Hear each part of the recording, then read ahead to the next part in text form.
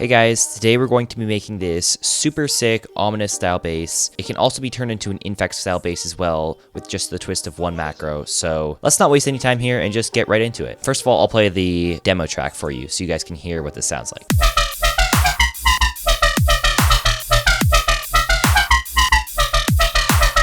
So pretty cool.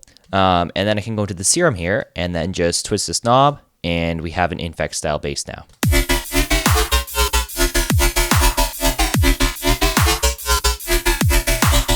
Let's just turn off all the effects like usual, and we're gonna go into the SERUM patch here. For now, I'm going to leave this macro off, so it sort of sounds like the more infect style bass right now, but later on, I will show you the secret sauce of how to get the ominous bass. As well, I'm gonna turn off all the SERUM effects. So let's just take a quick look at the main patch here. We've got LFO1, which is doing most of the modulation here, and it is modulating the level of oscillator A, which is our main oscillator here because there's FM from B going on. So that means oscillator B is all the way turned down. FM from B is at around 47%, and as you can see, the oscillators are a square and a sine wave. As well, just a few other things. We've got oscillator B set up 3 octaves, and we've got the unison turned up to 10 voices on oscillator A. So without the filter and the sub for now, this is what the basic sound sounds like. As well, you'll notice that there's some pitch bend going on. You guys can do whatever you want, but I have drawn it in the automation lane. So yeah, you guys can basically just play around with that. As well, I've got the sub here with the direct output. It's a triangle wave and it's being modulated by LFO1. As for the filter, we have an MG low 24 filter and the cutoff is being modulated by LFO1 once again. So with that, it sounds like this.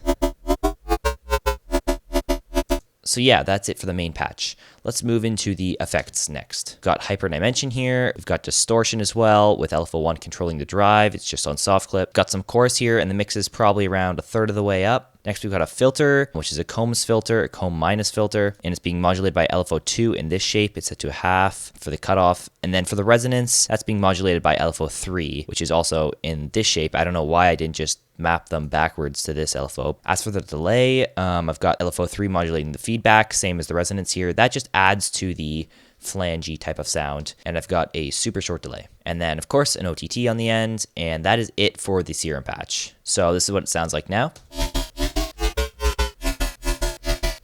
Let's do these effects quickly, and then I'll come back and show you guys what the ominous macro does. So first of all, I've got my signal splitter, which just splits the sound at 140 Hertz. So I've got the bottom mono and a bit saturated, so that's just the sub. And then the top has some delay, which I actually turned off, so just disregard that. And then a crow fat rack. I've just got an EQ8 here, doing some subtle EQing in the muddy areas here, and in the harsh high frequencies here, and that's it. So with that, it sounds like this.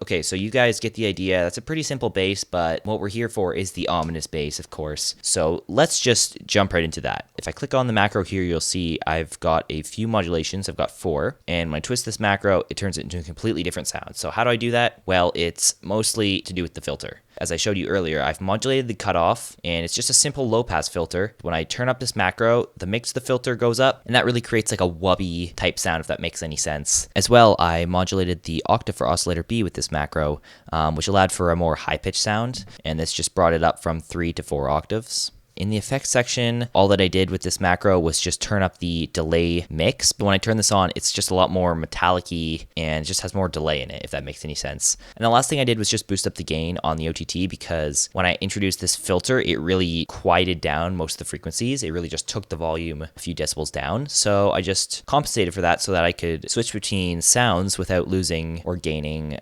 volume. So yeah, with this off, it sounds like this. And as I scroll through, you'll hear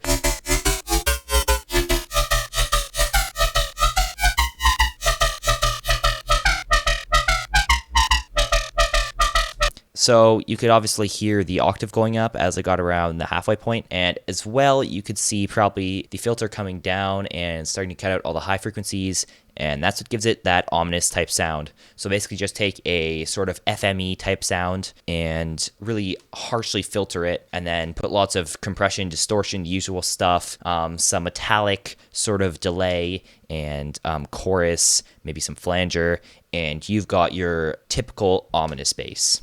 So that's it for this tutorial, guys. If you liked the video, don't forget to like and subscribe, and I will see you in the next one. No, I've been the gadget.